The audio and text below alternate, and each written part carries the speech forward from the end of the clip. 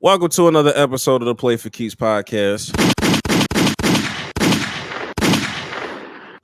The only podcast where it really just gets ridiculous. You know what I mean? Yeah. It legitly gets ridiculous. Um, something that I keep forgetting to like bring up with you on the podcast is the fact that March 22nd and March 23rd Oh are very yeah. important days, and we just skipped over because like It'd be like that. it'd be like that, but it really was ridiculous. And I purposely went back to our very first episode yesterday just to kind of like Dang. see the growth. And god damn it, we have grown. I haven't even listened to it. Oh, I hate rehearing my voice. I hate listening to the episodes because I most hate people just do. hearing my voice. Most people hate that. And I feel like my mic make my voice higher. Cause like when I be listening to it, I be like, my voice is not that high. Maybe you feel that way like when you're disturbed when I say something and then you rebuttal. Maybe that high pitch is not what you're used to. You're not accustomed to. You're not accustomed to a nigga pissing you off like that. Oh So I my will understand. I understand that because when I started talking about the Colts, I was like, oh my god, nigga, raise 3 octaves over this. All right, bro. All right, whatever. Oh man. Hey, man. Now it's time. We got to talk about it. You got it, bro. Shohei. Now we don't really talk about baseball that much, but we have been recently because this whole Shohei Ohtani interpreter scandal. And when we first talked about it, we were like, "Oh, Shohei," or no. First, I think we first talked about it. We were like, "Oh, the interpreter did it. It's all his fault." And then we talked about it the next week, and we were like, "No, I think Shohei has something to do with it." And then we get this report yesterday, I believe. Actually, they updated it today. And yeah, it's completely it's completely his interpreter's fault. He did it. That man is a horrible human being. Okay. And he's also 39 years old. I didn't know he was that old because Shohei's not old. Shohei like 20. I don't know. Shohei's not old, so that's surprising. So he an OG. Yeah. Damn, Unc. But yeah, it's came out in a federal investigation. Okay. That the interpreter stole more than $16 million over 2 years from Shohei so he can pay off gambling debts. And now authorities have issued a complaint accusing Ippei Mizuhara, who's the interpreter, of bank fraud. And it carries a maximum fine of $1 million and or 30 years sent to prison. My God. But this isn't the worst thing. Because I want to read you this excerpt from the ESPN article that you don't know these numbers. So I want you to hear these numbers. Text messages show, or this is what it says. Text messages show that Mizuhara began gambling with a bookmaker in September 2021, and he began losing substantial amounts of money later that year. Yeah. In all, the complaint states that he averaged 25 bets a day, ranging from $10 to $160,000 per bet, between December 2021 and January 2024. So he did approximately 19,000 bets in total. This is the part I want you to hear. His betting records, according to a spreadsheet obtained by authorities, reflected a total winnings of $142 million and total losses of $183 million during this span. Damn. Leaving a net balance of negative $40,678,436. Negative 40. Shohei, how did you not notice all of this was happening? Total loss of $183 million. I wouldn't tripled it 9 figures. This was happening before he signed that contract, bro. I would have seen that. I would have seen it, bro. I don't need a bank alert to tell me that much money is not being. That's crazy. Like 9 figures. What? And like over the years, jeez, bro. Like he must have not been checking his account at all. Bro, it doesn't even. He must have been like, just hey, there's money on here, so just I'm gonna just purchase this. I'm gonna just purchase that. Yo, like I'm saying is, bro, it wouldn't have lasted as long as it did if he was just looking at his bank account, or if he had like a what you call it, what do you call it? Like somebody an alert or whatever or what? Not even an alert, but even like somebody like a financial advisor or somebody like yo. Like, apparently the interpreter was the financial advisor, bro. Like, what are we doing? That nigga was just lying. Hey, I'm gonna take 160K out for LA fees. I don't know. Like, he probably wasn't even telling what you call it about it, which is like, bro. He trusted him. Man. Actually, there's more. Let me see where. That's crazy. Oh yeah, I want to show you this part too. I done put it up. Let me share my screen. It's fucking crazy, bro. 9 figures. Like you say what? Over the course of 3 years. Yeah. Nah, this is all Shohei's fault. I don't give a fuck what you talking about. Can you see my screen? Yeah, I see this weak ass shoe on here too. Yeah, that hoe is ugly. That's an ugly ass shoe. But according to the affidavit, Mizuhara, he was buddy with the bookmaker. He texted the bookmaker asking for more credit, and on November 14th, 2022, he wrote, "I'm terrible at the sports betting thing, huh? LOL. Any chance you could bump me again? As you know, you don't have to worry about me not paying." Oh my God. Lock his ass up. Bro. Yo, you don't have to worry about me not paying it. No, I'm reading what it gets worse. Investigators relied on the recorded phone calls from the bank in which Mizuhara falsely identified himself as Ohtani to trick and deceive bank employers. Damn. And there was a specific transfer of $500,000 to an associate of the bookmaker. He was just going absolutely crazy. This nigga used xenophobia to his advantage, bro. He was going absolutely crazy. Because he looks nothing like Shohei. My God, he doesn't. But if you call in the bank and they just hear somebody with a Japanese accent, exactly. They won't know no better. Oh, yeah, you did say call. I'm thinking like he went up there. If you call in, that makes sense. And he got all the information, which makes me believe he probably has a social. Honestly. Like if you have all this information, because when you do stuff over the bank, like you got to like say certain digits, you got to say certain numbers to verify you say who you say you are. That's not surprising because bro, he has his whole identity. He has his identity, bro. This is stolen identity. There's one more thing. I'm trying to see if I can find it. I don't see it right now, but it was essentially Mizuhara. He went up to he didn't go up to the bank, but like he changed. There we go. In 2018, the year Ohtani moved to the U.S., Mizuhara helped him open a bank account where his Angel salary was deposited. Ohtani said he never gave Mizuhara control of the accounts, but Mizuhara told Ohtani's financial advisors and accountants, none of whom who spoke Japanese, that Ohtani denied them from having access to the accounts.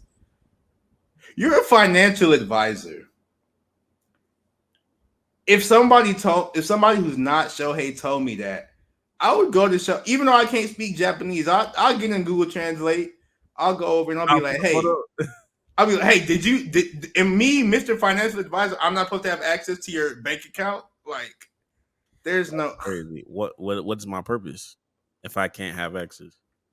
And honestly, if you're the financial advisor, why are you not seeing all this happening sooner? Like, is this not your job to watch his money?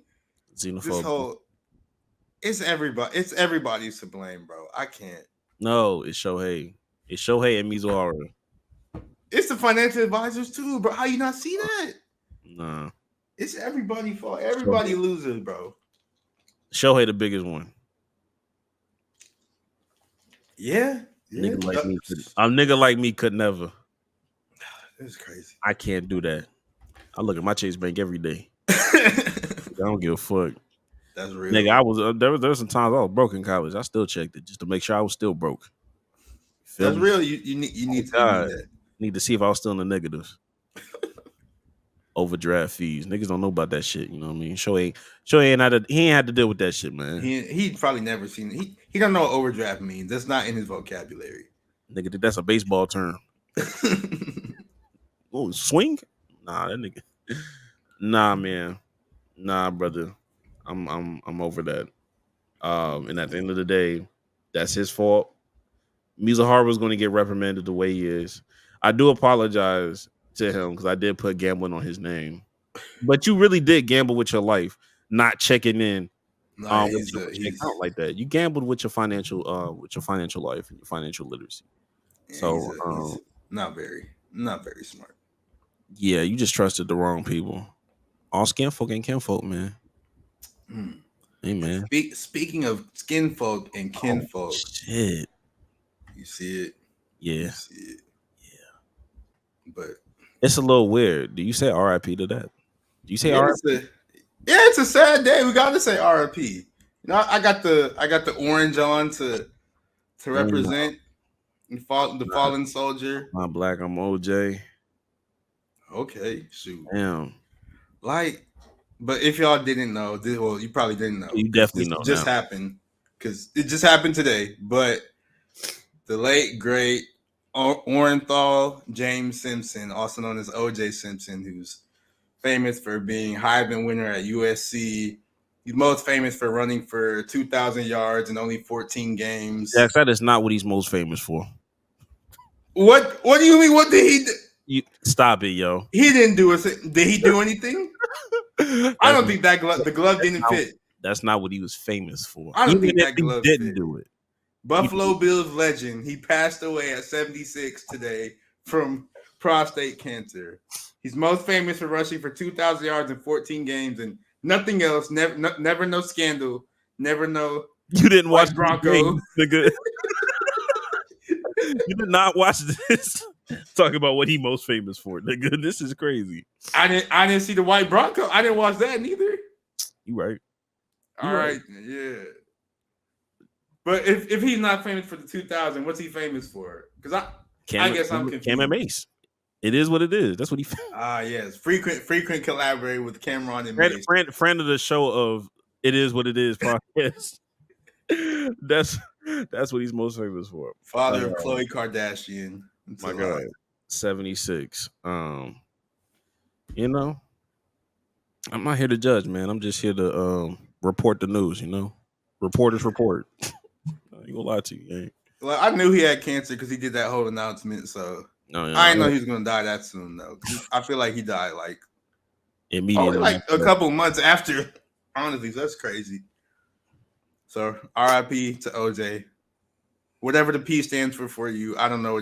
I don't know if it means peace or power or prison or whatever, but R.I.P. to OJ. And tell a friend about this podcast. I don't think they listen to podcasts down there. Oh, well. Okay. I'm just saying. You said down there already, so hey. I mean, down the street, you know, we don't know where he is. we don't know where he is. But also, maybe he didn't do it because that was your hot take, right? And apparently, people are saying it was his son who did it, and I'm just learning that news today. So maybe his son did do it. I don't know. It's a family affair, man. Hey, man, all I know is they said the glove didn't fit. But one thing I do have to say about OJ. He didn't go to jail for killing what's her name? Nicole Simpson, I believe was her name. Yeah. It was his ex-wife. But he didn't go to jail for killing her, but he did go to jail for stealing his Heisman back. And I don't think he should have went to jail for that. Because it was his Heisman trophy. But you know he wanted to get it back. You know how that was, bro. They were just trying to get back at him because it was like we couldn't get you on a real charge, so we're gonna use this charge to really get you on what we wanted to get you on. Granted, like a grown man, he was like in his 40s or 50s or whatever. He was however old when he did that, and it was like a whole like stage of armed robbery and this, that, and the third. He was a little too old for doing it, but like it was his trophy. He shouldn't have went to jail for that. That CTE was definitely kicking it. Yeah, it was definitely kicking it.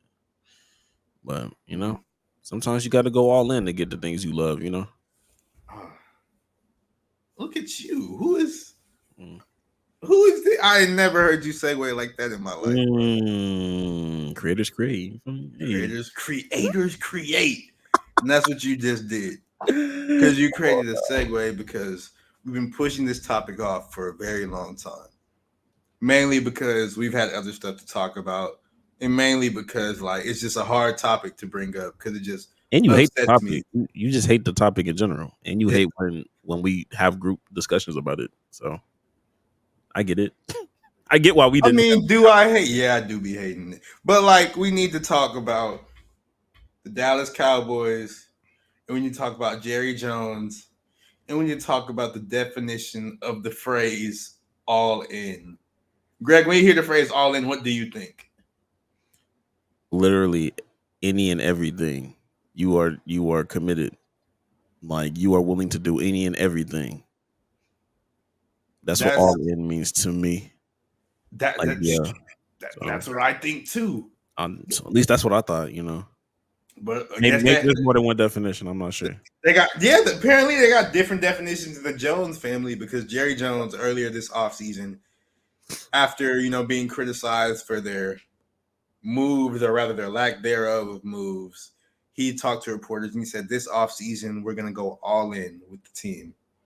And when I hear that, I start thinking, oh, they're gonna start making moves. They're gonna re-sign their quarterback, which they desperately need to. They're going to get playmakers, get people who they need, get better coaches, this, that, and the third. And Jerry Jones hasn't done a single thing except I believe they re-signed their punter or long snapper, and then they signed Eric Kendricks at linebacker, who is a good linebacker, but still, that's all they did. Oh, and they got Mike Zimmer as their defensive coordinator, who was a former head coach, but now he's old. That doesn't sound like going all in on a roster to me. Does it to you? No, but I already knew that solution though. We've already made our solution back in January. What was supposed to happen? Yeah. Wait, what do you mean? Oh, you forgot? Yeah. No, you're right. You're right. That was the solution, and That it's solution, that was the real solution. Low key, he's hanging on longer than we expected. low key, I feel like he understands what the solution is too, and that's why he's doing the things he's doing. I feel like if he understands the solution, like we understand the solution, I would have went all in, all in. Like seriously, I'll just be like, I don't care about the salary cap. I'm gonna sign everybody. But I don't know, Yeah, they man. just didn't. Yeah, and I don't know. Like it's that Pat Riley, Jerry Jones kind of thing we be talking about because Jax, I hate to tell you, we're not gonna have a losing record. We're Yeah. gonna have a Like real. We're gonna have what's a reasonable expectation for a Cowboys fan to have? a reasonable expectation, Yeah. the same one that we've been having for years. Be nine anywhere between 8 and 10 wins. If we're lucky, 12 or 13. Go into the first round of the wild card, and you may win that one, and then lose in the divisional round, and then expect your organization to not do anything in the offseason. But the underlining fact of this is at some point your quarterback will change because your quarterback is not forever. Yeah, You know that your players around you are not going to be around you forever. So that's your saving grace of okay, they'll switch it up once they find that quarterback, but they never prematurely move on without having a solidified person. Like even if it ends up being Trey Lance would have the ball out with a 9-0 record, um, playing real tough teams, and even then, it would just be a conversation. It wouldn't be like, oh, we're definitely benching you. Like it's just, I don't know. Like I said, I don't know what to reasonably tell a Cowboys fan outside to just stretch your legs and get find comfy. find buckets near you. Because we're what LeBron say, we're closer to the end the than the beginning. You know what I mean? We're closer to the end of this ride than the beginning.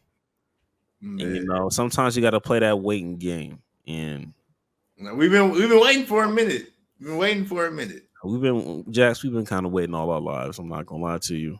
We weren't there for no we weren't there for no world championships. We wasn't. Yeah, we've been waiting all our lives though. Man, when that happens, what's the episode gonna? I don't know what the episode's gonna be like. Probably something flagrant, and we would probably get canceled for it. But I would still try to find a way to make it make sense. Because real ones know. Real ones have been saying this since like '08, but we was in denial and was like, yo, like, chill out, yo. You ain't gotta be that harsh. After this past playoff, you gotta be that harsh. You have to consider all options. It's gonna like the thing that also just makes me mad because I firmly believe this is like I like Dak Prescott. I think I've said it on the podcast before a couple. I don't remember, but I firmly believe this is his last year as quarterback for the Dallas Cowboys, even though it shouldn't be because he is a good quarterback. But like that's the only option because they haven't re-signed him, so his cap hit is gonna be like $60 million or something crazy like that. Yeah, and then like if they win the Super Bowl, which I hope it's gonna happen. When the games start happening and Dallas starts winning, I'm gonna be like, oh yeah, we're gonna win the Super Bowl. It's not gonna happen, but if Dallas mess around and win the Super Bowl, his price is gonna be way too expensive for them to keep him. And if they end up losing in the playoffs like they always do, they're gonna be like, oh, see, this is why we're moving on from Dak. So this is his last year, and then we're gonna go into quarterback purgatory unless Trey Lance turns out to be Jordan Love. So all in. All in. I know what I'm all in on. I know somebody that needs to be all in, but he's not.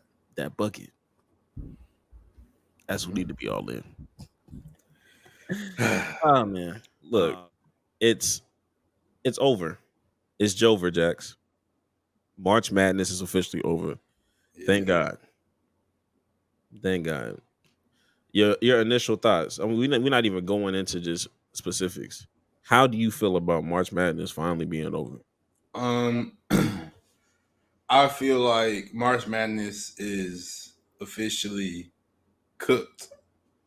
Officially cooked. And I really just mean that from the men's side because the women's side, we already know it was amazing. I think it was like the most watched game in like I don't know if it's ESPN history or like just like sports history or whatever in general because they had like 19 million or something crazy like that. And peaked out at 24 million. Dang. Peaked out. Damn. But yeah, that's on the women's side. The men's side, nobody cared, bro.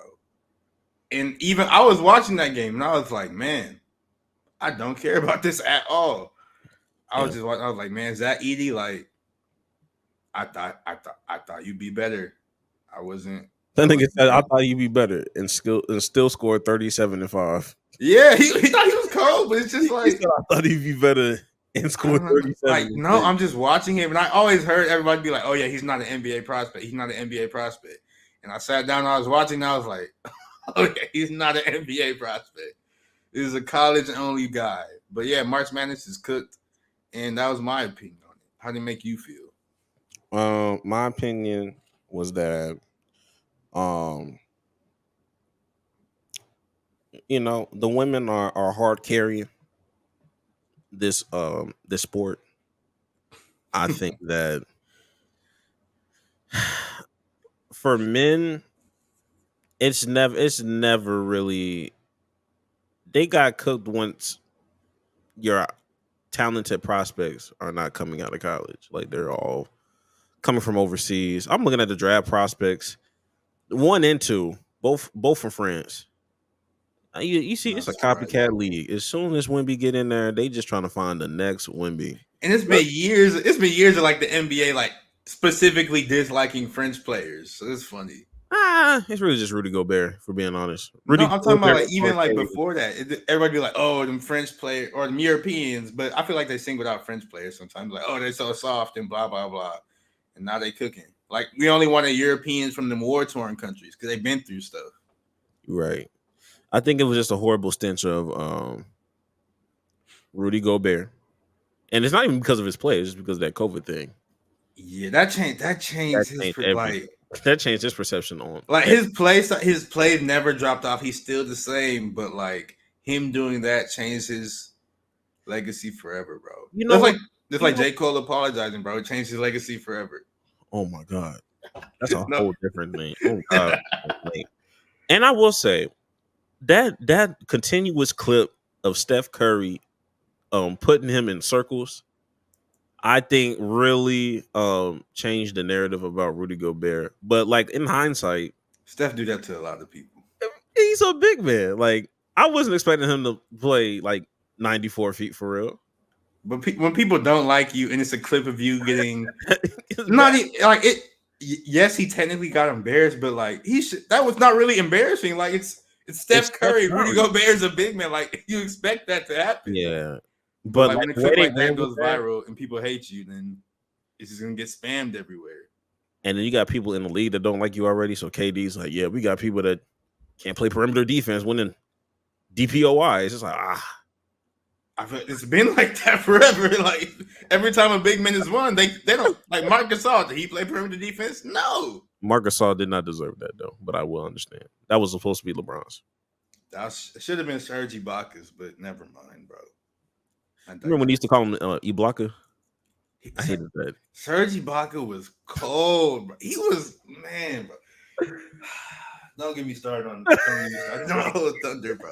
Serge Ibaka was cold, bro. All right, but to stay focused on the topic at hand, we can go straight into the women, because I'm gonna be honest with you, there's no change in the men, yo. It's just you're just gonna have talented, high caliber prospects that are must watch TV. I think the G League Ignite might save the future of it's failing or folding or whatever might save. Yeah, because now you have like talented people. Because I'm gonna be honest with you, there was a few in there that like they really uber athletic, and if they was in a college setting, you would have taught fundamentals. You would have seen some highlights like, oh my God, he straight dunked on them like that. That's crazy. Like you would have had a little bit more of that, but they were just lost in the shuffle of G League Ignite, and G League Ignite doesn't know how to do anything correct from top to bottom. But to get into some real hoops, Don Staley, you saved us. All right. Go ahead and give you a round of applause. You know, need the applause.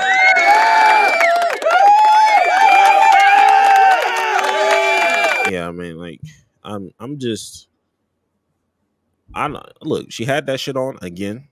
As always. Immaculate. Louis V. Head to toe. Louis Vuitton Don, bro. As always. Louis Vuitton Don. That's it, yo. That's her name. Nothing really to like, yo, like I guess Caitlyn came out the gate. I'm not gonna lie to you. She did exactly what she was supposed to do. She was going crazy, going fire. Are you seeing this recent hate of Caitlin Clark though? Because I really don't care about the game enough to talk about it. We given Don Staley their flowers already last podcast, so I don't want to go too crazy on it. But we definitely didn't talk about Caitlin Clark as much as from a hatred standpoint as much as we did Angel Reese the week before. I haven't really seen I don't really be caring too much about like the hate when it comes to women's basketball, because a lot of it, like sometimes it's like I guess like quote unquote legitimate hate where they're talking about like the game and stuff, but most of it just misogyny and all that. So I don't be paying attention to that. But what have they been saying though? Specifically the WNBA players. Oh no, I seen that. Diana Taurasi is a terrible person. And but you need that. You need that in sports though. You need that. Yeah, I'm just like, yo, like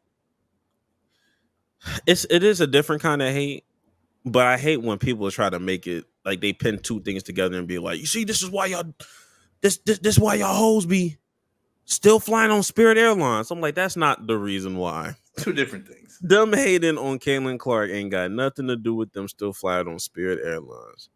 That is a marketing issue. That is a revenue issue. Yeah.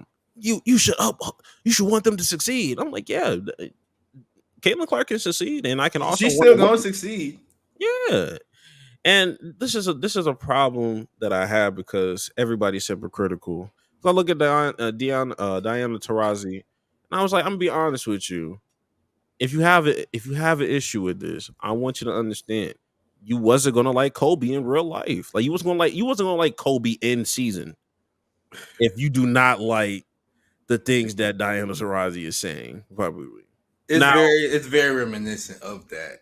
Like when I say you need a bad guy, Kobe was a bad guy. Yeah, Even though he wasn't necessarily bad, he was just sort of an asshole, and you need that in sports. yeah, and Kobe did his press run after his career, so like he softened up. And he's embracing his daughters towards the end. God rest his soul. But there's a reason why there was a commercial called "I Hate Kobe." Niggas did not like Kobe because he was on some DT shit. Them commercials was hard too. Them commercials was hard. was going crazy. But look, these ticket prices, they're getting higher. I looked up WM. Her season opener, the Connecticut Sun season opener, is against the Indiana Fever, the team that is going to be picking Caitlin Clark. What if they just zigged or whatever and just did not pick Caitlin Clark? Somebody would get fired. that's like a Wemby kind of thing. Like if somebody was to pick Scoot Henderson over Wemby, that would somebody would have got fired. I sort of wish something like that would happen because it'd just be the funniest outcome possible. Imagine if the Spurs pick I feel like he'd be developing faster because Pop is a good coach, but still though, I don't think it wouldn't compare though. No scrub though. That's a point guard in his own right. I just think they Doc Rivers a point guard too. What that mean? Okay, my thing. I see the games we playing. I see the tomfoolery that we're getting into. This nigga brought up Doc Rivers, of all people. I'm not hearing that shit, man. That nigga was a guard. That nigga was a guard. I don't want to hear nothing about that. But not that we got out the window. Like I want you to, not that we're skipping over things too easy or too hard. I'm just gonna let you know we spent literally 45 to 50 minutes of our last podcast talking about women's basketball. So it's not that we're not trying to skip over so fast, but we got some real bangers. Starting with John Calipari, something I thought would never happen. And even if it did happen, I wasn't thinking Arkansas. Yeah, that's a surprise. I could see like his time was sort of coming to an end, especially after all them early. Like you can lose in the tournament, but not as early as he did. Like if he was losing in like the Final Four, like yeah, it'd be annoying, but you got to the Final Four. Or even going like multiple Sweet 16s would have been like okay, like you get into the Sweet 16s and the Elite Eights, like, but you're not losing in the first and second rounds. When you start doing that with the talent that quote unquote you're supposed to have, like it's a little tough. Yeah. Your first reactions before I go into the details that I have about this. My first reaction is just like I said, I was thinking he was gonna leave, but I was just thinking he was gonna retire. Like I don't know anything. Like I already tell you and listeners all the time, like I don't really be caring about college basketball because I just think it sucks and it's boring to watch. But I don't know. I've never heard of anybody coming from Arkansas. No, like, and I'm not to hate on like their prospects or nothing, but like I don't know anything about Arkansas as a basketball school. So that's why I was so surprised. Like it's not a bigger name school with the legacy. And like it feels like going to Arkansas, which is like I'd said a smaller school, he's gonna have to build up the program and build it to something. And that's gonna be like I just didn't think, as old as he is, I didn't think he'd want to do that. Because I don't think you see a lot of older coaches doing that, wanting to build something up. So it's just surprising. That's a testament to what Kentucky. That's a testament to Kentucky, in my opinion. If you that old and still want to leave Kentucky to go somewhere else, I don't know. I think it was I don't know. I think it was a mutual, but it was more like 60-40. Like Kentucky, 60% was pushing him to leave, and in his head he was like 40% he wanted to go, and he was like, "Yeah, all right, let's just go." Yeah. And I get it. So, like, after diving into certain things, I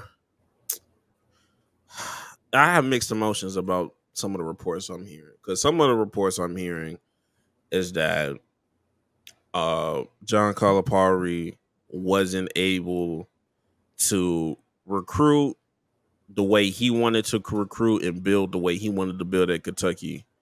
He likes using you're in an NIL heavy kind of thing now. This is not the old Kentucky, so you have to utilize that transfer portal. And from his reports, it's one of those things like they were begrudgingly like, yo, like, nah, like we not trying to let you use the transfer portal because we want you to have these 5-star recruits coming out of high. We want to have the 5-star recruits coming out of high school. We want the talent, not the third year point guard, not the senior, power forward. These are just certain reports. And then on the flip side, there's people that be like, well, we say all that, but John Calipari is somebody that has been notoriously somebody that um deflects and does not, accept accountability when shit be hit the fan for real. So I look at Arkansas and I'm like, okay, these next 2 years is going to tell me who was really telling the truth.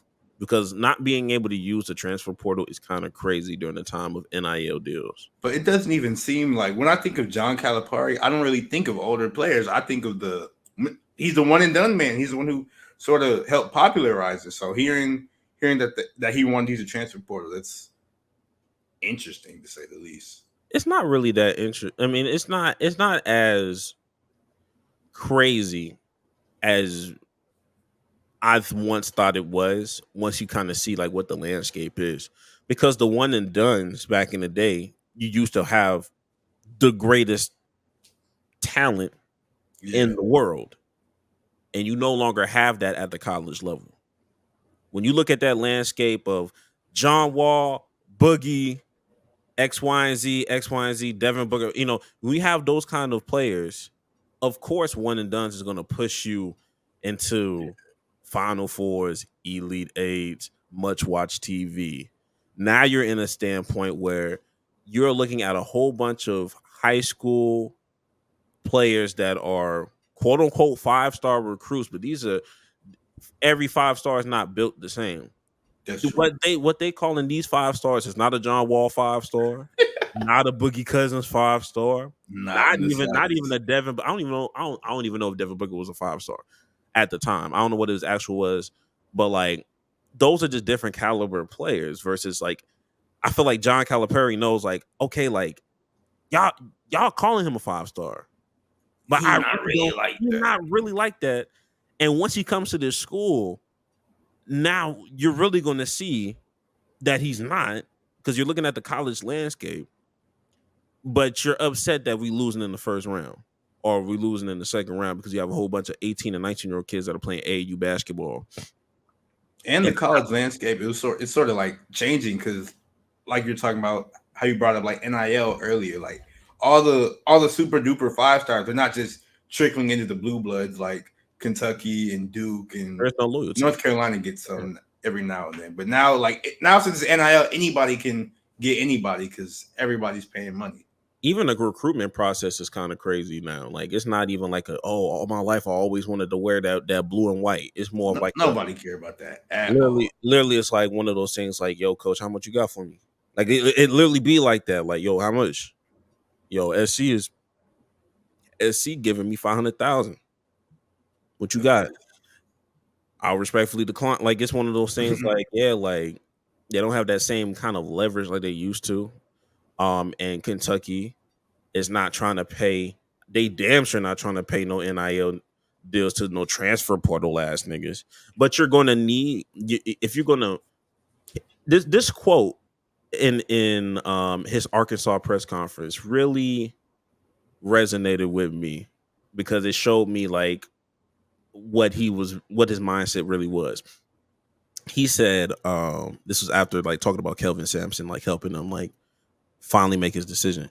And he was just like, at the end of the day, coaches win games, administration wins championships. And I was just like, that's an interesting quote to say publicly. But I understand from his quote unquote point of view that, yo, whoever's going to have the most resources and is willing to pay out what you need to pay out, those are going to be the people that end up with the talented people. I mean, unless you're UConn, yeah. unless you're unless you're Purdue and you're really playing team basketball for real. You know what I mean? That I think Kentucky was trying to thread the needle, and I'll be interested to see who they have as the next head coach because I think they're setting up that next head coach for failure. I think it's Why going do to you be. say that? I just think that there's going to be a public perception that Calipari is washed, uh, and they needed to just get him out of there. And I don't think the next head coach is going to do any better um, out the gate. Unless they getting and I hope they don't do nothing stupid. 'Cause I've been seeing some people like, yo, get Rajon Rondo. Don't It's do not gonna happen. It's not gonna don't happen, do or that. it could have happened, but then like Rondo, he's in some like legal stuff now, so it's definitely not gonna happen. Even if he wasn't in no legal stuff, you know what that shit looked like to me? Shit looked like that Penny Hardaway shit in Memphis, my nigga.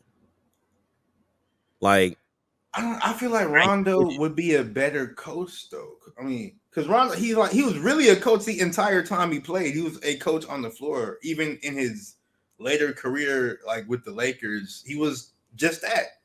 So I can see Rondo having success as a coach if he Oh, wants I'm to. not saying look, I'm not saying that he won't have success, but I don't think they just gonna be magnificently better. I don't think they hitting an elite eight, a Final Four appearance after these moves. You know, it's gonna take some time. It's gonna take some time, and I think Kentucky is like I think they're really more like they're still thinking about the past, bro. Like I think they still move in the past of like, yo, go get the best available person out of high school, just get a whole bunch of 5-star recruits that are in the top 100 and you know make a basketball team in 2 months 3 months, and now you're competing with niggas like UConn that have been together for 3 and 4 years, and you think you're finna beat them. That just doesn't happen. It will never happen because y'all are not even these 5-star recruits are not even good enough to overpower that. You know what I mean? It's not Yeah. Kevin Durant. It's just not. You know what I mean? These they talk about the draft class, and I have an unpopular take about it. But even my unpopular take, I can admit that the landscape is totally different than what it was a decade ago. What do you mean? Of like how 5-star recruit Oh, players yeah. are like dominate. They're gonna dominate. Like you just put 5 people together and give them like a summer together, and they just gonna destroy the competition and be undefeated. Yeah, No, that used to work, but now coaches have adapted. They've they've adapted focused more on team basketball and stuff. and they adapted, and quite frankly, everybody has caught up. Raw talent alone, Yeah. raw athleticism alone is not just gonna win. You got to have some kind of skill. You got to shoot.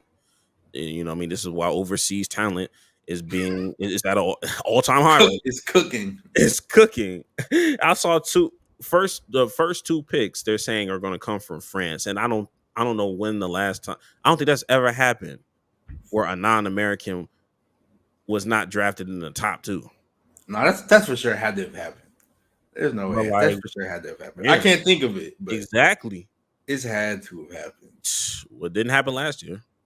Didn't happen the year before, and the year before that, and the year before that. And xenophobia alone is not going. It didn't happen in the '90s and early 2000s. Unless you know that right now, xenophobia cut all that shit out. I'm really thinking like You had Gilbert Arenas ass niggas. because Jabari Parker, he was number 2. He wasn't 3. Because Andrew Wiggins, he was 1, but and he's from Canada, so technically, And yeah, I could give you a pass on that, but still, you know what I'm talking about. yeah, I know what you're talking about. Talking about them Stojakovic, them Jokic's. I really can't. I don't know. You're probably right. Huh. That can be a catch-22. Either Wemby got motion like that for real, or this draft class is just that weak. And just that it's just not star-studded for real. But yeah, you can't name me.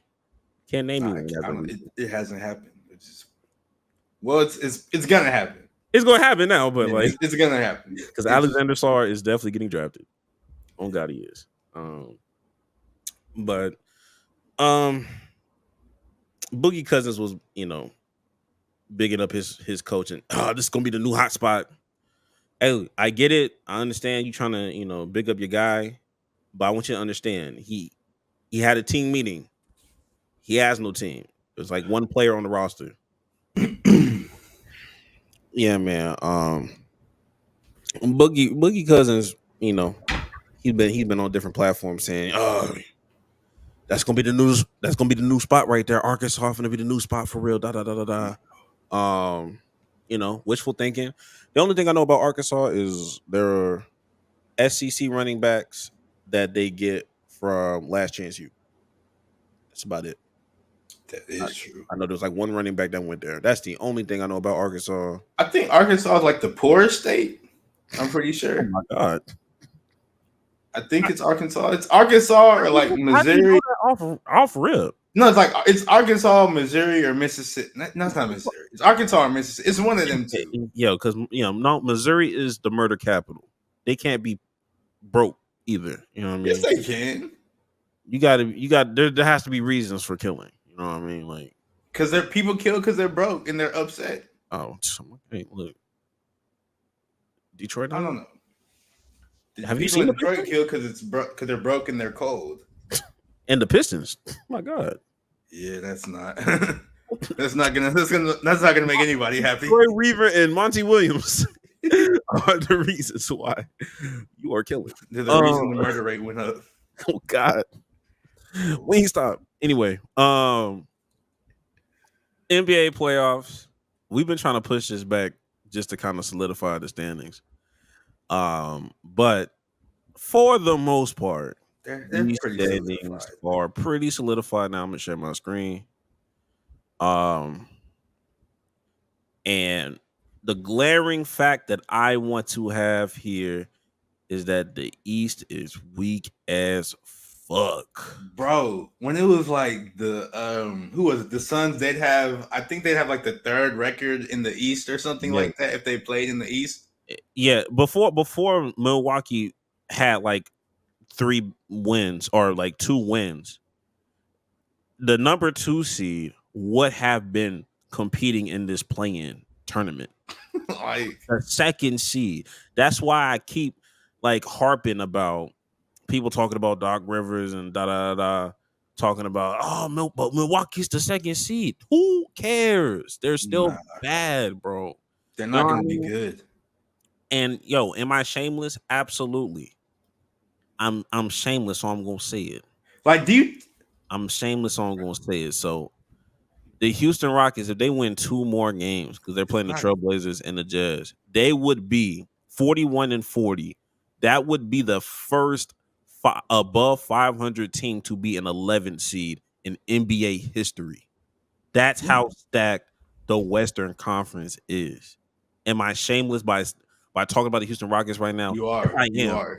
Yes, I You am. But are. I feel like that stat was good enough to be like, hey, this is crazy. The 11th seed is still above 500. You know, they got to win their 2 games, but that's crazy. It's a good season. They don't have a good season. I told you they wasn't going to make the playoffs or the play-in. You was what you do. I told you. I told you they was going to compete, and goddamn it, they competed the best they could. They did their best. Sometimes your good ain't good enough, man. Hey, I ain't trying to hear that shit right now, nigga. But you brought up the Bucks a little bit before because we haven't even done like a full rundown of the conferences. But like the Bucks are the second seed in the East. Do you think they regret firing Adrian Griffin? Because ever since they I feel like there was only one nigga that wanted him fired. I feel like it was Giannis. I feel like nobody was even tripping about the coach until Giannis. Now people, I mean, there were reports saying that the team had like checked out or whatever and blah blah blah. And then he fired who did he fire? Or no, he didn't fire, but Terry Stotts, who was like Dame's like right hand sort of, he just left before the season because they got in an argument. That's kind of crazy. Look, the head scratching part, yes, it was a little head scratching with Adrian Griffin. It was more than a little head scratching. But it wasn't as head scratching as the replacement of who it was. And then like head scratcher right there. Ever since he got replaced, Doc Rivers has just been saying like the worst quotes known to man. Like it makes it sound like he really just like gave up on. I don't know what's wrong with Doc Rivers. No, I know what's wrong. What's wrong with him? Man, look, he cooked. He cooked, bro. Like he's low key just he there for vibes. He doesn't even have championship aspirations. He don't So, even but try. He don't why even are do. you? Why is he there He though? don't even do shit. Like for me, the vibe I get is he just like one of those niggas, bro, that be playing in the woman's face for real. When they be like, "Yo, like what are we? I'm just taking it day by day, one step at a time." That's how that nigga sound. You think he Every mean? every But Doc Rivers, like yo, chill, nigga. all his quotes, they were like, "I've never done this. I wouldn't." He said, "I wouldn't wish this on anyone." Like My you're God, coaching a team with an all-time great in Giannis, an all-time great in Dame, Chris Middleton, who's solid even though he's hurt a little bit, Brooke Lopez, who could sneak himself into the Hall of Fame. I don't think he does, but it's a possibility. Like he playing with a great team. There's no reason he should be this bad. There's no reason he's making quotes and saying like I'm not having fun anymore or I'm not having fun here. Like what are you doing, Doc Rivers? first of all, it's Milwaukee. I wasn't expecting you to have fun. Doc Rivers, oh, he don't need to have fun. You need to give up that hairline, nigga. Go That ball. also is very just It's like I fucking don't crazy. him and Chris Paul. Him and Chris Paul. I don't know what I don't get it. crazy. I don't know how they do that. I don't like what do you tell your barber to like it's like a fade, but it's not like it's faded already. It's I don't get it. It's just a lineup. They're not cutting nothing. But he doesn't have hair, but he has a lineup. It's just They throw like a little small little beignet in that bitch too. Just a little bit. he said beignet. Just on the corners, nigga. Just on the little corners real quick. Bro, that's Beijing. Beignet's the thing you eat from New Orleans. Oh yeah, my fault. Now they sprinkle the powdered sugar on his head. Nah, that's nuts. And that's why that shit so shiny. That shit crazy. We gotta chill. Another conversation and another conversation I want to have. But now let's go ahead and run down the standings. All right, best. Let's go down. Let's go down this list of Eastern Conference. Yuck. PU. Boston, we knew they were gonna be a team. This is they had Drew Holiday. They got Drew Holiday, Porzingis. Drew Holiday just signed an extension. I thought Drew Holiday was finna retire soon, so I'm You did surprised. say that, and then they had a 4-year extension. Had a change of heart. I mean, it's 135 million. I'd do it too. That's true. Milwaukee, we already know. Buns. New York, I'm not taking them seriously. I'm not gonna lie to I you. didn't know they were third seed. That's Hey, stop. Hey, I'm gonna be honest with you. It's the Eastern Conference. Stop looking at these seeds, bro. Look at the fair win. enough. Fair enough. 47. That's 47 win team. Like they're 15 games back from first place. Exactly. Second place is 13 games back. Like what was the Eastern Conference doing? Like the Celtics had the best record in the league, but everybody else in their conference sucks. Exactly. Right. Cleveland Cavaliers. No. Yo, I'm gonna be honest with you, bro. I never see a positive play out of Evan Mobley in real life. I see this man that get Paul cooked. George play was insane. It's crazy. Orlando. Congratulations, you're Yeah, I'm comfortably. glad Orlando got it. I'm happy they're fifth seed. I'm They glad. deserve the playoffs. I'm glad that Paulo Banchero is finally getting some nationally televised games, and they have no choice but to do it because he's in the playoffs. Yeah. Indiana Pacers. They had a nice little high. Tyrese Halliburton had like a nice little high, and then you just fell off. I think he's sort of like playing injured though. Yeah, I understand. Philadelphia. They're there only because Joel was out for so long, so I'm not even gonna go crazy on it. Nobody cares about the Hawks. Nobody cares about the Bulls. But I want to have those teams should not. If those teams make the playoffs, Miami and Philly did something horribly wrong. Bro, look at this, bro. 26 and a half games back. They're 36 and 44. Like they're not going to get 500. Like nigga. I keep looking down low. Yes, I'm shameless. Nigga, if we was in the East, my God. But nobody cares about these. I want to. You seen them play the Bulls? They don't deserve to be in the playoffs. You seen that? You saw that double dunk they tried to do. So they don't deserve the playoffs. I'm gonna be honest. We need to start a dialogue about the Miami. I'm gonna be honest. I'm gonna be honest with you. Because they're a better team than this. I'm being honest with you. I hate because you know how this shit goes, and we feed into the narrative. But it be working though.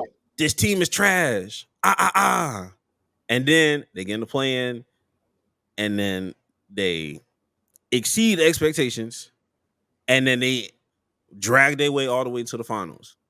And I'm here to tell you that this is Jimmy Butler is one of the very, very few people that we just really don't be holding him accountable in the regular season of why they're so ass or X, Y, and Z. And I get it. He's to a degree, I guess, earned the right kind He of has. order. You seen him in the finals against the Lakers where he was just bro. tired because he did everything. Like, bro, look, I'm not saying that I'm not saying that he's a choker in the playoffs or whatever, but they are a better team than the play-in. I think we only call them overachieving sometimes is because like coming off a finals appearance and then adding a nigga like Terry Rozier, with the East being as weak as it is, they were supposed to be a top 5 seeded team. Minimum. I don't Nigga, so. it's 45 wins. You said they're a better team. I'm looking at their roster. They sort of suck, bro. Like, bro, Bam is good. Jimmy is good. Hero is good. Jaquez is pretty good for a rookie. Kevin Love is old. Hero is good on occasion. When he's good, he's good. When he's not, Caleb Martin is a 6'5" power forward that's not big. And then I don't know if I said Terry Rozier, but I know he was 30, but he's also 6 feet and he shoots too much. He's very inconsistent. Like, this isn't a good team. Yeah. And Duncan Robinson been playing. I don't know what's going on there. He's been playing crazy. He's been driving to the basket. He's been dribbling. He be hooping. Yeah, so. And this is not a good team for real. No, but nobody's calling them title contenders.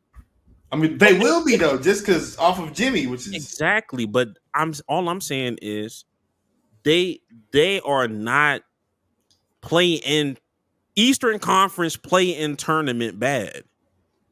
They are not that bad. No, there's no end, bro. It's the Eastern Conference. I think they're bad, bro. They're bad. I really think it is. They're bad until Jimmy's like, all right, because I think he is saving his energy up because he's like, dang, this team is trash. We're only gonna do good if I can get us to the playoffs and I can turn it on. So I do think he really be like hibernating to the regular season, trying to conserve his energy. And if that's the case, and if that's the reason, why is Miami just standing on their toes? Because you've shown the ability to get to the finals twice, and I feel like, in my opinion, they're going the Dallas Cowboys all in route of not going all in.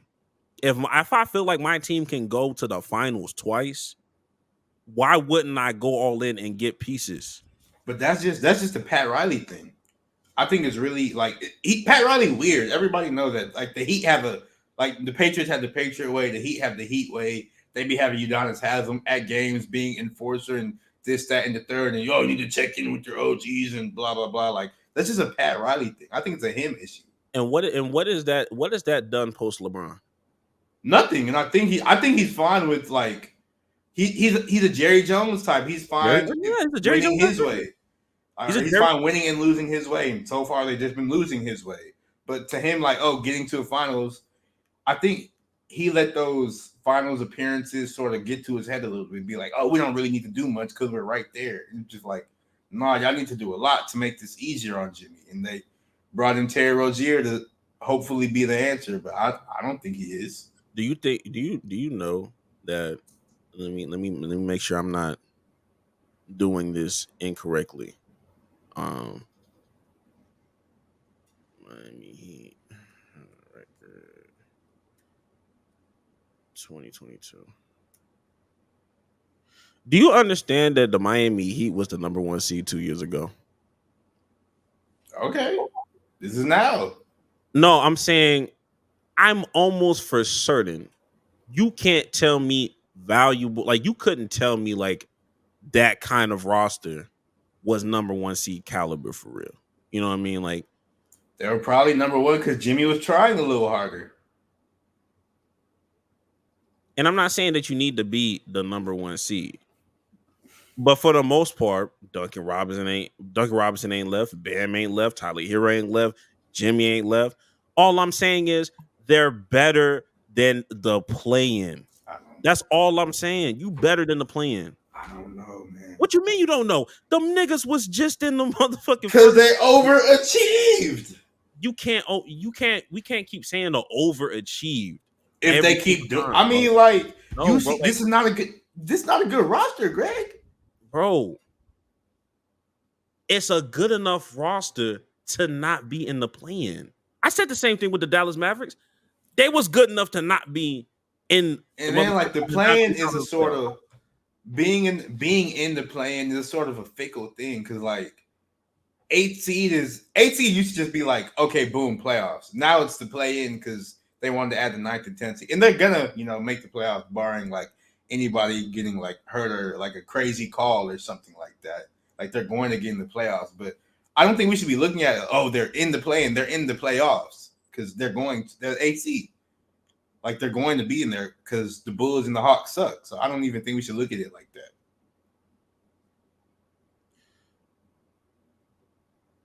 This is the Eastern Conference, and I will leave it at that. That's all I'm saying, bro. Oh, This is the Eastern Conference, bro. but we ain't got to. Well, We ain't gotta go. We ain't gotta get go too get crazy. that off my screen. Let's see some real hoops, some Some real real hoops. basketball.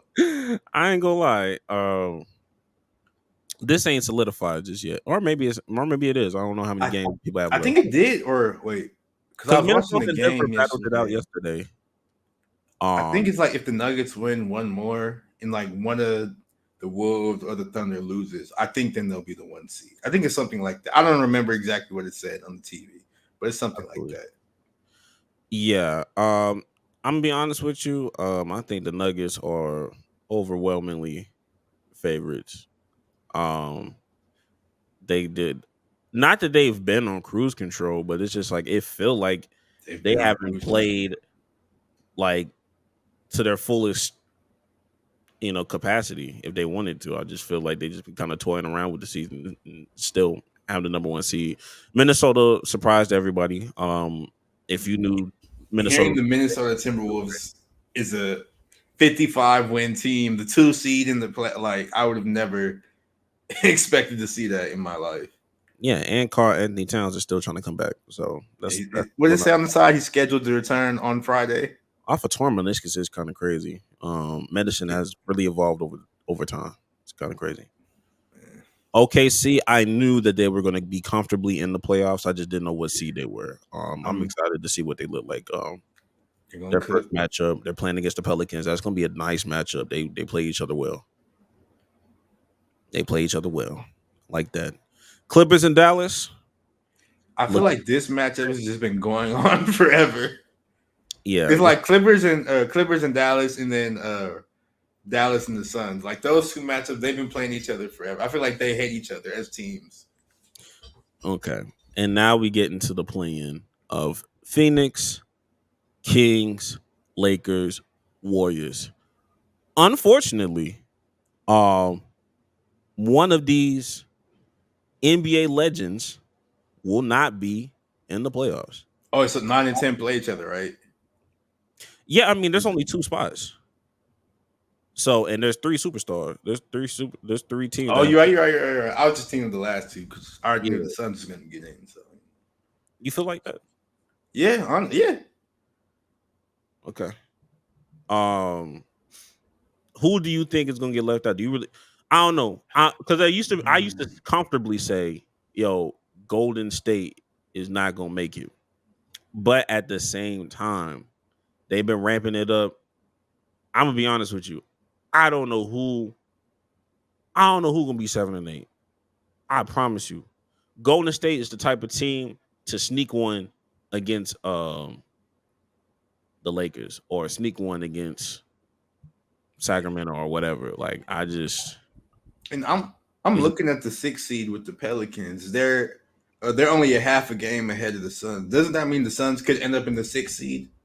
um they would have I don't know the remaining schedule, so I'm not. I think it's one of those things that Phoenix would have to outright have a better record because I think the Pelicans have beaten them in the head-to-heads, if I'm not Oh mistaken. yeah, but if the Pelicans lose, No, I'm saying I like, think they play tonight, and then the Suns win. I could see.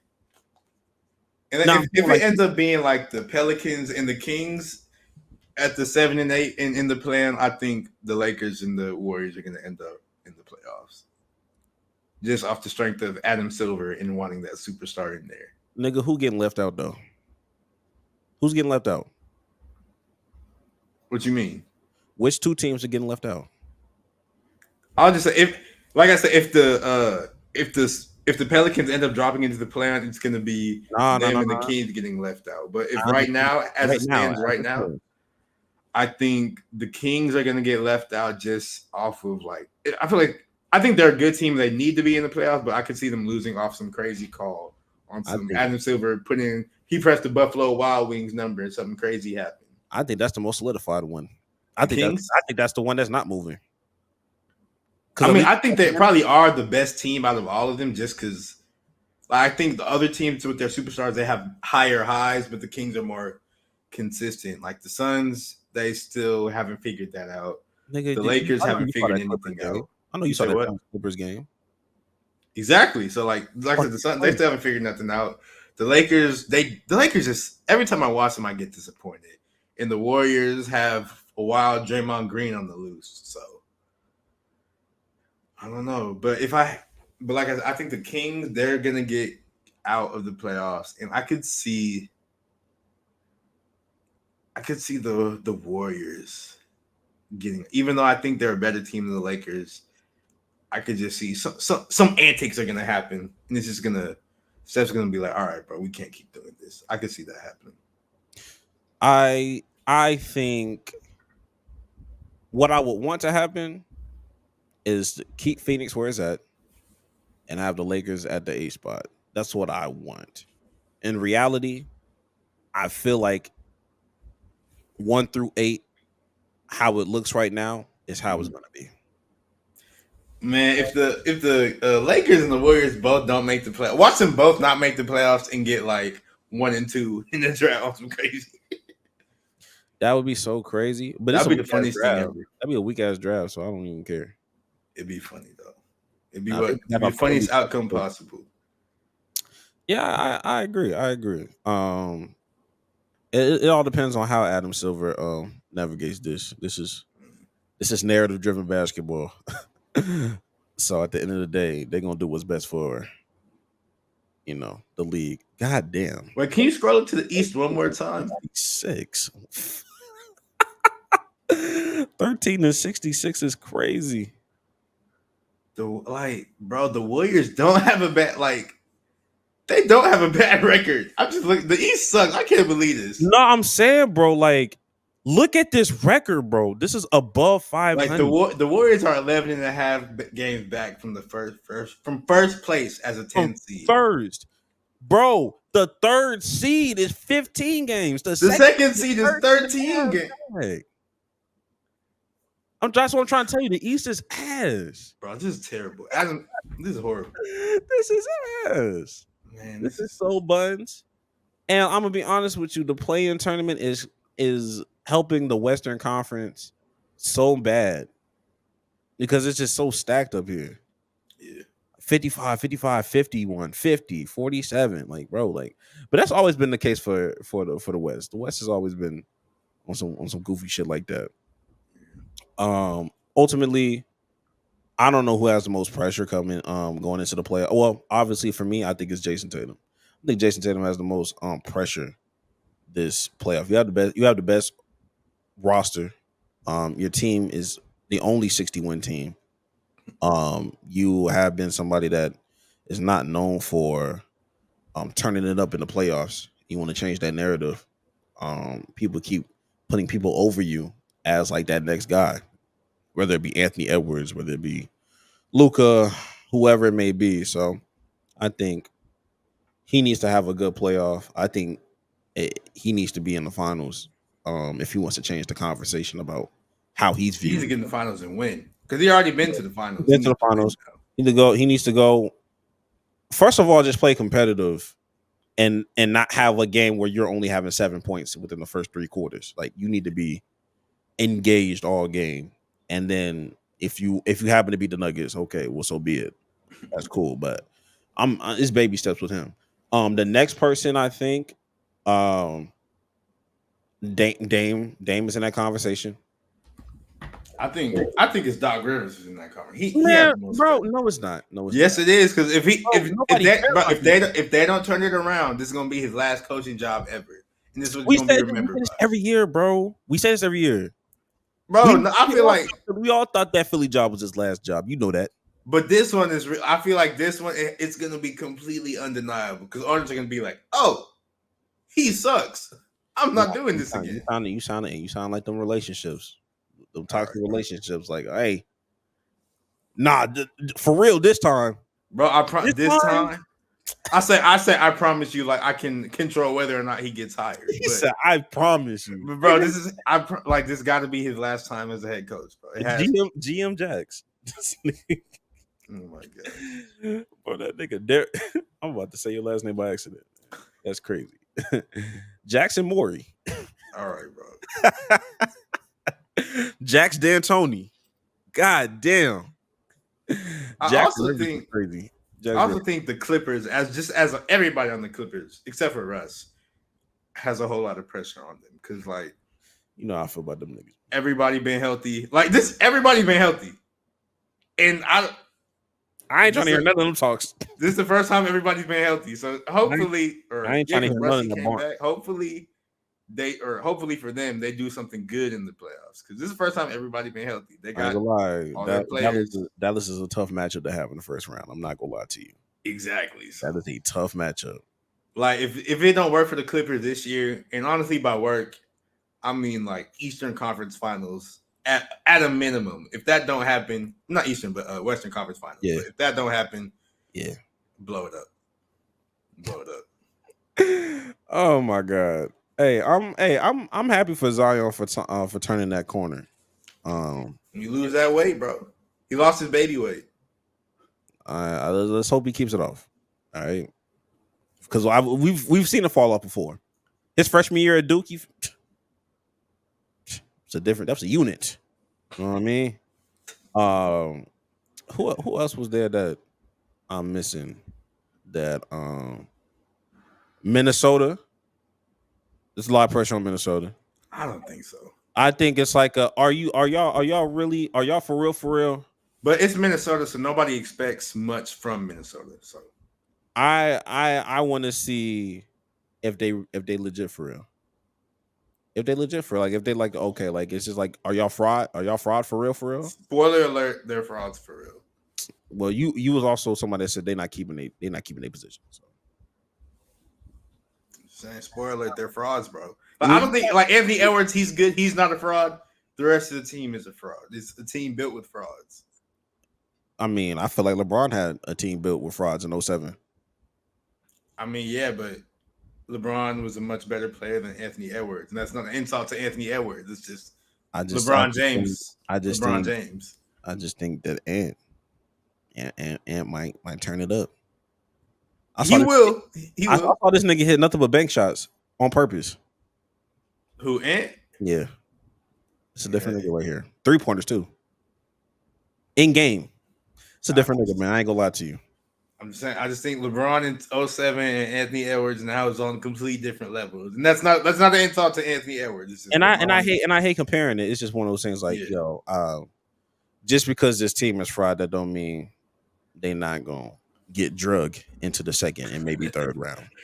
I don't know, man. This is gonna be a good playoffs. I'm excited for the playoffs. Actually, I'm excited for the Western Conference. Put to you like that. I could care less about that Eastern Conference. I'm excited. I think the Celtics are gonna lose, so I'm excited. Damn. No, but I don't believe in them. I think the Celtics. I don't think the Celtics or the Bucks are coming out the East. Who coming out the East again? You think Miami gonna do it again? I don't know. I just know it's not them two teams. Man, please don't let it be New York. I'm not trying to hear none of that. I am not trying to hear none of that. I don't care how deep your hatred is for these other teams. Please do not let. It's not going to be. It's not going to be New York. Those three teams. It's not going to be. That's all I got to. It's going to be the Heat. It's going to be the Heat, bro. It's got to be the Heat. That's a bit. All right, let's go ahead and move on because it's getting crazy. Is it about that time? It's about that time. All right, shit. Hot take of the week. You wanna go first, or how we doing? What's your hot take? Or wait, not what's your hot take? Do you have a good one or? Uh, it's not as passionate, but You go first. You go first. my hot take of the week is, I think a lot of people are talking shit about this 2024 draft class, and I just truly believe that it will be one of the most underrated draft classes that we talk about because it just keeps getting shitted on. Like it's just like, oh, this is gonna be the worst draft class of this decade, this century, because of just like the star power, I guess, the people up top. And I'm gonna be honest with you, there will be a good player in every draft. This may be one of these. I'm looking at this draft class. I'm not gonna lie. This is that, if you're one of those people that's draft for fit, this is the perfect draft for you. Draft for fit, ass nigga. Because people be shitting on this draft class, but I'm like, yo, I'm looking at Cody Williams right now, the brother of Jalen Williams. Well, I think he's gonna be so good just because Jalen Williams is good, bro. You gonna tell me he's bad? Now, granted, the only thing that makes me eerie is that it's rare that you have two brothers in the league that end up playing very well. It's Lonzo almost did it, but I can't. I'm trying to think. I don't know who. Blake Griffin's brother was trash. J.R. Smith's brother only got signed because J.R. Smith. Like I said, Lonzo Harrison twins were bad. Both twins were bad. Giannis, we ain't gotta go. We ain't gotta go there. We ain't gotta go there. Cody and Caleb Martin is Steph and Seth was okay. Seth is decent. He's a decent player. He's decent. And the Morris twins were serviceable players in their prime. I'll give them that. The Marquise and Marcus, whatever the hell. Yeah, I think Keegan Murray and Chris Murray. I have not heard shit about Chris Murray, but I've heard Keegan a lot. The Lopez twins, they're solid. Okay, I'll give you the Lopez twins and the Gasol brothers. I'll give you those. Yeah. Big men. But I'll say, who's the other one that I was finna? I didn't know Evan Mobley had a brother. He plays in the Cleveland G League, if I'm not mistaken. It's like 6'9". He just does everything the same way Evan Mobley does. He's just shorter. The Thompson twins. Hey, I like their odds. But yeah, no, it's not many good ones. Yeah, that's the only thing I will have pushback on. It's like it's just rare that it happens, but I'm not doubting it. I would still take a flyer. I would still do it. As long as you don't draft Zach Edey in the lottery, I think that you'll be fine with all of these draft prospects. Like they're going to be serviceable NBA players. They're not horrible players. They're just like, okay, I wouldn't form my team around them. It's like, it's like a whole bunch of Jabari Smiths out there. It's like, okay, like you're good, but you're not the franchise guy. Yeah, I'm looking at the big. I think there probably won't be like no super duper Anthony Edwards or Zion, or there's nothing like that. But I think if it happens, it's going to happen in the end of the first round, second round. It's somebody that we just never saw coming. But it's not one of those. Okay, this is the prospect we've been waiting for. Yeah, waiting for. So it's gonna be solid. I think it's gonna be a decent. Somebody's gonna be decent. Multiple people from the draft are gonna be decent. It's not gonna be. I agree with your hot take. Yeah, it's one because even when you look at certain things like 20, I think they said 2016 was going to be a horrible win at the time, or just like a mid win, whichever one that had Malcolm Brogdon winning rookie of the year or whatever. I don't know if that was 2015, 2016, but even then, you still had serviceable players. You still either you had Ben Simmons at the time or you had Jamal Murray in that draft. Brandon Ingram and Jaylen Brown, they was in that draft. Buddy Hield, he's solid. You still have people in there, so Sabonis is in that draft. Yeah, Don Maker. I thought he was gonna be so. Thought he was gonna be so cold. I thought he was gonna be so good, bro. Yeah. Jeez. But yeah, that's my hot take. Not too much on the draft class of 2024 because all the ones that y'all hype up for real end up underperforming. 2021 draft class, y'all overhyped it for real. Even this one that just happened, like Wemby, he's been playing crazy, but Scoot, unfortunately, he hasn't had that season people wanted. Brandon Miller been balling. Been proving the haters wrong. Yeah, Brandon Miller good. Proving the haters wrong. Yo. What? I know you acting different, like a little aggressive. My God. I'm just saying, you acting a little funny. Yeah, and people weren't really high on the 2022 draft class because there wasn't a consistent number 1 overall pick. But Paolo's been good. He's just been disrespected. That's all. Paolo's been good. Chet's been good. So yeah, so it's not bad. All right, man. What's a hot take? My hot take is, while what he did was lame, I know what you about to do. I feel like everybody just needs to take 2 steps back and realize what they're talking about. I refuse. J. Cole, bro. Jermaine. Yes, what he like. If you guys didn't know, this is a sports podcast, so we don't be talking about stuff like that all the time. But what happened? Kendrick Lamar, he ended up dissing J. Cole, or he dissed Drake. He sent a few shots to J. Cole on the Future and Metro Boomin album, which led J. Cole to he ended up putting out a project. I think that was going to come out regardless of the Future stuff. But he put out the project, and then on the last song of the project, he released, it was called 7 Minute Drill. The song was not 7 minutes, which sort of surprised me because why would you do that? But anyway, the song was called 7 Minute Drill, and he sort of dissed Kendrick Lamar. And he said, like, oh, your first album was classic. Your second album was boring and put people to sleep. And then your third album was really good, but you're not good no more. Which is... The only thing he said that was true was that his first album was classic. Everything else he said was a lie. But I don't think, like, I feel like everybody just needs to take a step back. And, like, yes, we should be publicly shaming J. Cole because that was very lame of him. But, like, people are talking like, oh, this is wartime and blah, blah, blah. And hip-hop is competition. And I'm just like, bro. He said this is wartime. Please shut up. People are acting like this is a real battle. This is people. These are 40-year-old men with wives and kids. Like it's not wartime, bro. They're just saying words behind the beat, bro. It's not like, please, bro. None of this affects your daily life. It's not that serious. Yes, J. Cole, he was lame. He took that L, but it's not no wartime, bro. Shut up. Like, y'all sound stupid. It's morphin' time. This nigga is crazy. I feel like, bro, shut. No, I ain't gonna lie. The more that I hear people have think pieces about this, the more I'm on the side. The more you don't need a think piece of it, bro. Just please stop. The more I'm on the side of this staple of this rap beef in general is just corny. Because why are you so invested in another man's words, bro? This is crazy.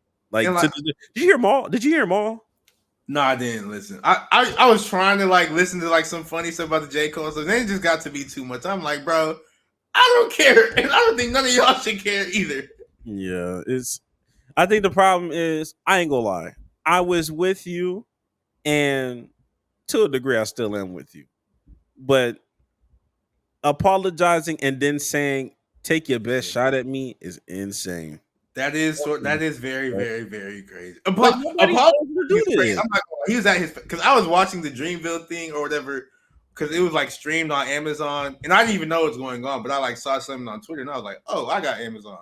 Let me put it on. I turned it on. I seen this man. I was like, oh, he's saying sorry.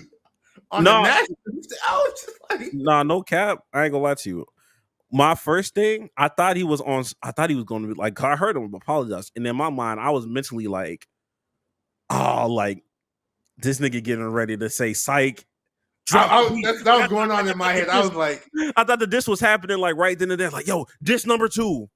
And it just never happened. And he just continued to just, I couldn't believe it was. I was just like, oh, I was hearing all the like the positive stuff he was saying. I was like, oh, okay, he's going to be like, yeah, I like him as a person, but I'm still finna. It's wartime. Yeah, I thought that was gonna happen, and then he was like, "Yeah, I like Kendrick Lamar. Now let me play the song called "Love Yours." Now I was like, J. Cole, this is not what we're here for. Love Yours. Like he played that song, and I was just like, this is no. not the time, bro. But like, please, all of y'all, just adjust your language when speaking on this J. Cole stuff, because he's still a Cole rapper, bro. But this is not this. Like, yes, he lost this quote unquote beef, That's but true. this isn't wartime, bro. Shut up. It's not wartime, but at the same time, he can't say none of them bars no more. Like there's certain things he can't rap. Like he can't. There's certain bars he can't say no more because it's just like we don't believe you. I was publicly apologize. Like when I first heard the diss, in my head, or not the diss, but the apology in my head, I was like, I still like J. Cole. This is not that bad. And then I saw a tweet, and it was just like, this just means every time J. Cole has rapped, it's just been wishing nigga would bars. And hearing that, it changed my perception on J. Cole so much, bro. It's greatly affected my perception of J. Cole. So I wish he never did that. But it affected my perception once I saw the Dreamville account start like quote tweeting some of like the criticism. He was like, "Were y'all leaving a fan for real?" Like, all right, bro. Shut up. I'm not trying to hear it. Man, I'm not trying to hear verified accounts go at it. Leave that Glorilla and JT shit alone. I'm not here for it. I don't care. But that's a great hot take. I will admit, niggas was it's wartime. It's crazy. Y'all need to stop listening to Joe Budden so much, bro. Please, bro. This is not your daily life. But his podcast is cool sometimes, but that can't be the only thing you consume, bro. Absolutely. But without further ado, that's all, folks. Make sure y'all like and subscribe. Like, comment, subscribe, tell a friend, to tell an enemy to don't tell no inmates to don't tell the spirit of OJ Simpson either. Yeah, good vibes only, you know. Yeah. And without further ado, we'll catch y'all next week. Please touch want to change your life, go do some life changing, go touch the grass, go get on some hoes. Oh God. We'll see y'all next week. Don't scare them away either. Don't scare them away. And we'll be back next week. We'll catch y'all later.